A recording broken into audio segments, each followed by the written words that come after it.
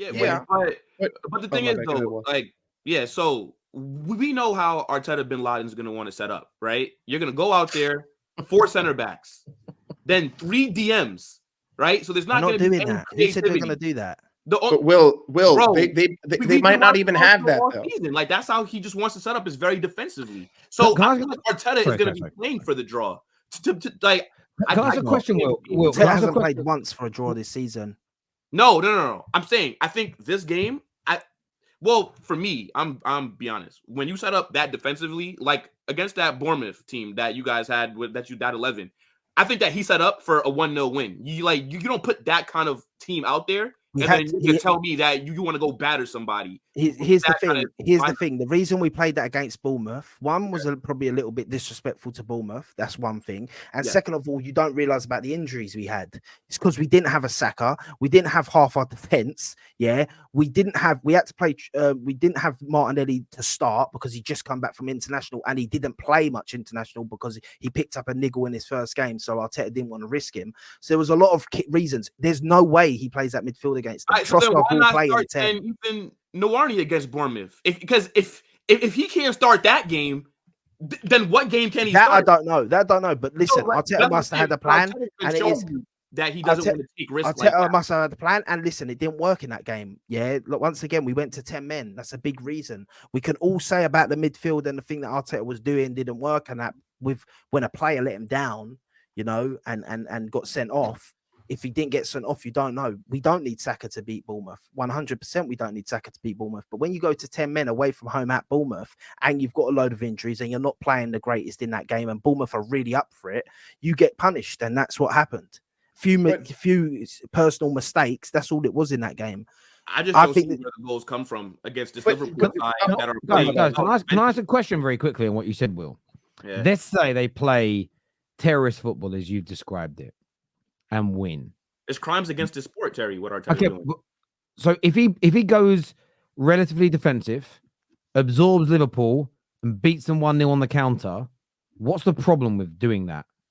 No, there's nothing wrong with doing that. What I'm saying is how I think Arsenal are going to line up. I just don't think that they're going to have enough creativity on the pitch to break through that Liverpool team that we've seen play excellent defensively this season. So what I'm saying, like, it's going to be lack of options because you're going to be out there with 7 defenders. So I think Arteta is going to be playing to just to get a draw. Like, that's just what I think. Like, there's no excuse to be out there so defensively set up, and then you're going to try and tell me that. I think it will.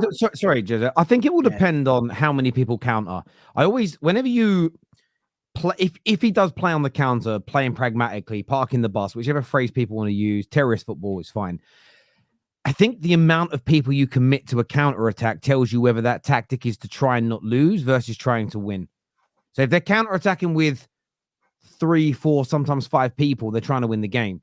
If they're counter-attacking and it's literally Kai Havertz and Trossard or Kai Havertz and Martinelli, and every time they get isolated, you turn around, there's no other players there, they're sitting back, then I think you're making a point. But I think it depends on how many people are committed to the counter-attack. Wait, so then, Terry, you're saying that they're going to go counter-attack with Mikel Merino in the 10? Well, like, I don't know if he's going to start that lineup, do I? I don't think he is going to try that team again. I don't think he will. If he does, then there's again putting the wrong personnel in the positions is different to how many players you commit to the attack. Last night, Man United played a number 10. He just so happened to be a defender. But he wasn't doing a defensive role in that position. We were trying to attack through it. If he's got the defenders in attacking positions, but they're still committing 5 players to an attack, 6 players to an attack, that isn't having a defensive mindset. The defensive mindset is when you only allow 1, 2, sometimes 3 players to attack at any given time. And typically speaking, even when teams are at home and they attack, generally teams rarely have more than 5 players in their attack. Some teams do. Spurs overload a lot, but that's also why they get caught out and concede goals and get criticized a lot. So typically speaking, Pep's system, he only really affords 5 players to go forward in the attack. So I think it's not about who you pick per se or the approach to the game. It's when they attack, how many people are in it. That is what I've always typically focused on. There was a game years ago where people were trying to defend Jose when he was a Man United manager. We went away to Liverpool. And everyone was like, no, it's fine. We used to do this with Fergie where we'd sit back and absorb and counter. And I remember I was fuming. I was at the game. I remember going, no, we didn't. Ferg would come back and absorb, but we would counter. In the counter attack, Scholes would attack, Beckham would attack, Giggs would attack, Cole and York would attack. There's 5 of them attacking. Here, we would knock the ball long to Lukaku. Every now and then he'd control it. We'd look around and there'd be a player 30 yards away making a run down the wing for him to try and play a 40-yard pass to. That is trying not to lose. So I think for me, that is how I'm going to judge it. But I'm just saying, in the comments, there seems to be a lot of people preempting that Arsenal are going to be pragmatic. Do you feel, Giuseppe, like rivals are kind of setting this up for a lose-lose for Arsenal? If they play pragmatically and win, they'll slag you off. If you play attacking or normally and you lose, they'll slag you off. Do you feel that Arsenal have kind of got a lot of rivals rattled at the moment with how you're playing? Yep, 100%. Because you know what? Yeah, when I hear Will saying stuff about creativity and that, and then bigging up Liverpool, and I ask him, well, how many goals has Liverpool scored this season? And he answers me 15. And I say, how many goals has Arsenal scored this season? And he answers me 15. Then I'm going to say, well, what do you mean? Like, we're both creating a thing. And when you want to say set pieces, I'm going to ask you, how many set pieces have we scored? You'll tell me a number. And I'll ask you how many set pieces Man City score, and you'll give me the exact same number because they've scored the same amount of corners as we have this season. This thing about Arsenal is all a hate crime. It's coming like a hate crime. I'm not saying everyone hates on Arsenal, but it's coming like that because at the same time, when I listen to it, we've played more defensively. We've had our best, one of our best players and captain out the whole season. The creative spark in our team, the main creative spark in our team has been gone pretty much all season, right? We've played games, yeah. Three of the 8 games we've played, we've went to 10 men. In them games, automatically you're going to go more defensively. The other games we've played is Villa away. We've played Spurs away. Do you know, these sort of games is the sort of games that you will be a bit more defensive. Don't mean that's being negative and trying to not win games, because at the end of the day, we've tried to win every single game we've played. Even when people go, oh, you did the way you played against City, we're winning 2-1, mate. We're trying to win the game. We're trying to see it out. And it was literally a split second away from that being a thing. And obviously it didn't happen. They got the goal, fair enough, from a set piece, by the way, from a corner. Yeah. So for me, I think a lot of people, need to just stop getting onto Arsenal, because none of these people got onto Jose Mourinho when he done it at Chelsea. Yeah, when he would pay haram at Chelsea and all this sort of stuff. But now it's Arsenal. But it doesn't matter. It doesn't matter, because once again, everyone's saying this. But if Arsenal go and win the league this year, what's everyone going to say then? All right, but then if you guys don't win the league, then what are you going to say then? It's kind of like the reverse question. Bro, but right now we can only go off what we're seeing right now. And and what I'm seeing right now is awful football. I watch Arsenal games as a punishment nowadays. Like, it feels like I've done something wrong. Like, it's not entertaining, right? You like the Arsenal. So I got into football 2014. The football that I saw Arsenal play, and what everybody tells me that's been watching way before me, right? Arsenal play attractive football because of what Wenger was doing, and it's completely opposite now. Right? Okay. It's like it's so, and I think to say that it's not pragmatic, you kind of are being disingenuous. Well, can I ask you a question? To rebuttal you, sorry, 1 sec, to rebuttal you, yeah. But if we play this way and we beat Liverpool, the team that everyone said, oh, who's beating fair enough, yes.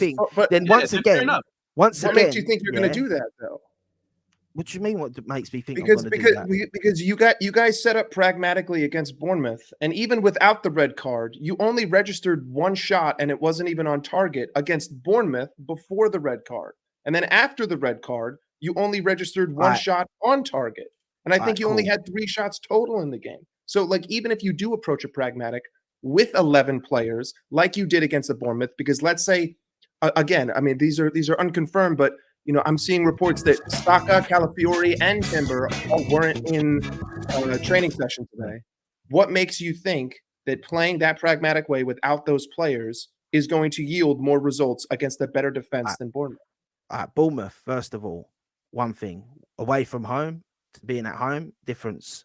Cool. I hear that you're much better than Bournemouth. I hear it. We went to 10 men 30 minutes into the game. 30 minutes. That's not a lot. 30 minutes into a game ain't much. Yeah. Once again, you say, why do I think we can beat you? Because we get up more for the bigger games. It's a bigger game. It's different. It's different to playing Bournemouth. As I said, we probably disrespected Bournemouth a bit. The players on the pitch probably disrespected Bournemouth a bit. And we got shown up for that. But against you guys, they're not going to be playing like that. They're not going to. Their mindset ain't going to be like that. Arteta's come out in his press conference. He said, "I trust Arteta." Yeah. So he's come out in a press conference and he said we're going to be flying in that game. I know his managers say stuff, but I actually generally believe he's going for that game. Yeah, and I don't think he's going to play problematic against you guys. I generally don't think he's going to play like an eagle. To the Fly. sea, fly. Okay, yo, you got I me like that gassed. song. Listen, Big up that's Space Jam. What a movie that was.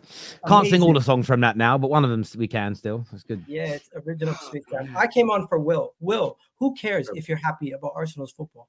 Who cares? You're not an Arsenal fan. We don't care about. We're not here to entertain rivals. We're not here to entertain people. We got criticized for playing entertaining football and losing year in, year out.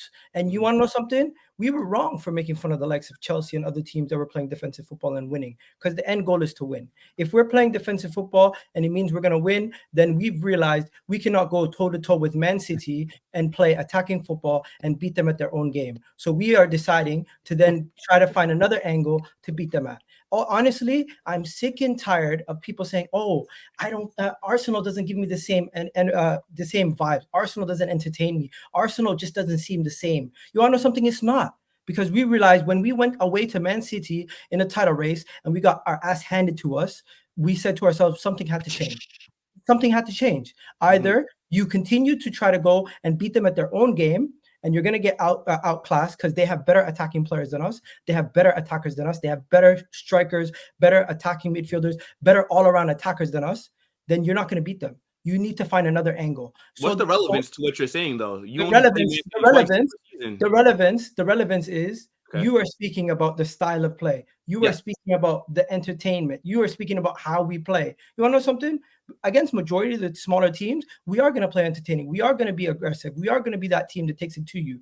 But our identity as a team has changed. We are no longer a team that is viewed as an attacking team that scores a bunch of goals and destroys teams by outplaying them. No, we are a team that everybody knows is going to be extremely hard to break down, extremely hard to penetrate. And this is our identity. And with the identity shift, you're going to now see a different style of play. You're going to now see different ways to play games, and we do have different ways of playing. And this is why I came on, because I feel like you are still viewing Arsenal from the identity that we had in the past under Arsene Wenger, under that days before. We've almost gone back to the George Graham days. Sometimes when I see Arsenal go down 1-0, I expect us to come back, obviously, because we still have the quality. But when we go up 1-0, I don't expect us to concede. Majority of these games.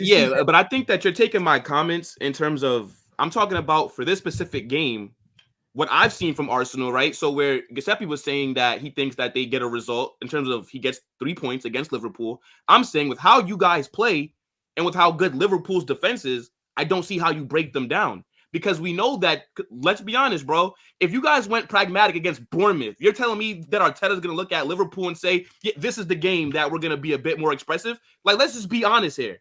Come on now. So I think even with Saka being back, right, if he's starting on that right, there's still it's really just Saka FC, right? So now you have to hope that you get them on a corner, because that's the only way that I honestly see Arsenal scoring against Liverpool. And Liverpool, I they think don't you're even mistaken. make mistakes on set pieces like that. I think you're extremely mistaken, because when we're at home, we are the team that still take the onus. We don't let teams bully us at our ground. Liverpool are actually going to be the team that are going to probably concede possession on Sunday.